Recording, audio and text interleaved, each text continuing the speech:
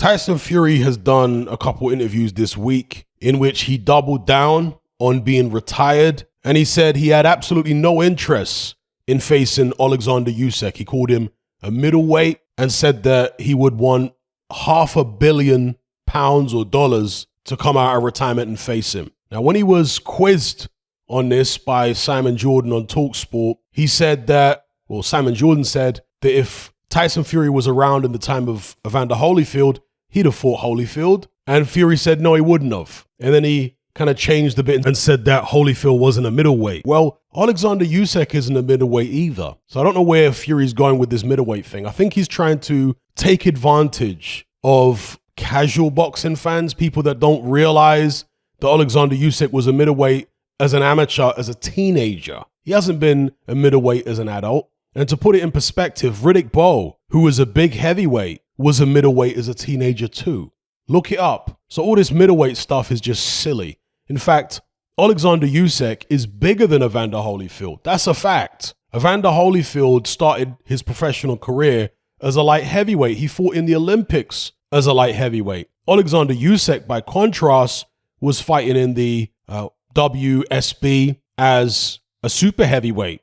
He fought Joe Joyce as a super heavyweight and did fight in amateur heavyweight as well. So, yeah, Usyk is bigger than Holyfield. When Holyfield moved up to cruiserweight, the cruiserweight limit at the time was 190 pounds. Usyk at cruiserweight in the ring was probably close to 210 pounds. Obviously weighing in at 200 and then rehydrating probably something close to 210. So Fury's coming up with all these unconvincing excuses for not wanting to face Oleksandr Usyk. And my take on it, as you guys know, is that Tyson Fury is a very shrewd, savvy operator, and he studies other fighters. He's not one of these guys who's just willing to take on anyone at any time, regardless of who they are and how they've been looking in the ring. No, he's more like Mayweather, where he's calculated about who he fights and when he fights them. If you remember, before Mayweather fought Canelo, he was coming up with a bunch of excuses why he shouldn't fight Canelo. And then he saw a particular Canelo fight where he noticed certain chinks in Canelo's armor.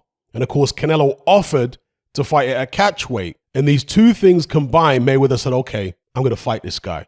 I'm going to bring him down to this catchweight. I'm going to fight him. I noticed certain weaknesses in his most recent performance. And he went ahead, fought the guy, and beat him. Sugar Ray Leonard famously came out of retirement and jumped up 2 weight divisions from welterweight to middleweight to take on the then undisputed middleweight champion Marvin Hagler, who had been reigning for many years. But again, the Hagler fight had been talked about for several years prior, but Ray Leonard didn't feel like it was the right time. But there was a particular performance of Hagler's that convinced Leonard that, okay, I think this guy's slipping a bit now. And that's when Leonard decided to come out of retirement and take on Hagler at that moment, because he'd seen what he needed to see in the ring in terms of slippage. And so I think Tyson Fury's like that. I think he's a guy who's it's not like he's scared. Tyson Fury's not scared of anybody, but he's very clever. And I think he's trying to preserve his unbeaten record as much as he can, the same way that Mayweather did. Mayweather wasn't scared of people, but he understood that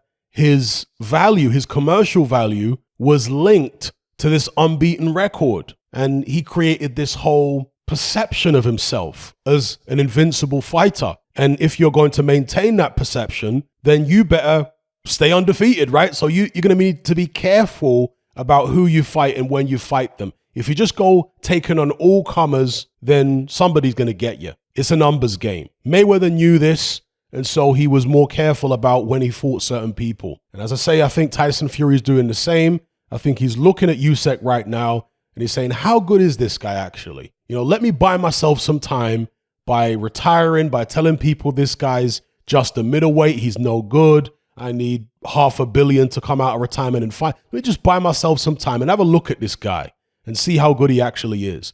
If he goes in there and looks sensational in the Anthony Joshua rematch and beats him far more convincingly, I mean, he beat him convincingly first time, but if he beats him even more convincingly in the rematch, beats AJ that is, I suspect Tyson Fury will try and find other reasons to stall that fight. And he'll say, I'm not interested in boxing. I'm going to go fight this exhibition against this one and that one. And he'll wait, I suspect, until Usyk starts to maybe show some weaknesses against different opponents. Maybe he gets beat. Then Tyson Fury comes out of retirement and fights the guy who beats Usyk. Or Usyk looks vulnerable and Fury comes out of retirement to fight a more vulnerable looking Usyk. This is what I think Tyson Fury is doing, just like Mayweather used to do, just like Ray Leonard did when he fought Hagler. I mean, with Ray Leonard against Hagler, you can forgive him a bit because of the fact that he was coming out of retirement to fight an active, undisputed champion and jumping up 2 weight divisions to do it. Whereas with Tyson Fury, he's facing, if he decides to step in the ring with him, a much smaller man in Oleksandr Usyk. He's not jumping up 2 weight divisions. Usyk is the equivalent of several weight divisions below Fury in all reality, right? Because at heavyweight, I mean, there are crazy size disparities between different fighters. So that's my take on what Tyson Fury said in these interviews, poo-pooing Usyk, calling him a middleweight, saying that, Holyfield didn't move up. Holyfield's smaller than Usyk. Like literally, Holyfield's smaller than him naturally. He had to obviously do a lot of weightlifting. And well, we know that on Holyfield Street, they delivered some growth hormone or steroids or whatever to somebody called Evan Fields. You guys remember that? So yeah, we know Holyfield did whatever he did to bulk up. And when he first won the heavyweight title against Buster Douglas, I think he was like 206 pounds, something like that. And he never really put, he never got into the 217, 218 range until after the Riddick Bowe loss, the first fight with Riddick Bowe.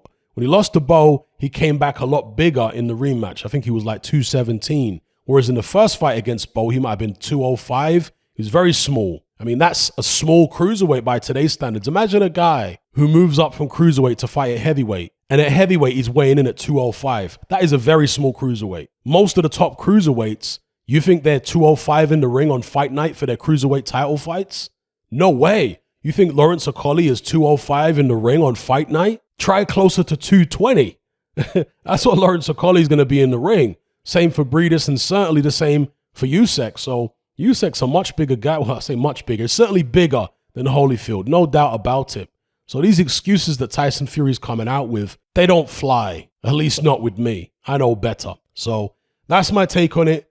Give me your take in the comments below. Why do you think Tyson Fury is saying, and look, I'm sure that the $500 million figure is just some arbitrary, sarcastic figure that he's coming out with. I don't think he genuinely would demand $500 million. At least I don't think he would. But to me, these are just stalling tactics. He wants to have a look at Usyk and see how good he actually is. I don't think Fury's quite sure at the moment how good Usyk is as a heavyweight. So he wants to have a look at him and figure out a way in his head to beat him, convincingly and comfortably. And then once he sees what he needs to see from Usyk in the ring by way of weaknesses and whatever, I think then he'll decide to strike and say, okay, now's the time. I'm going to come out of retirement and fight this guy. So anyway, let me know what you guys think in the comments below. It's like a jungle sometimes. It makes me wonder how I keep from going under.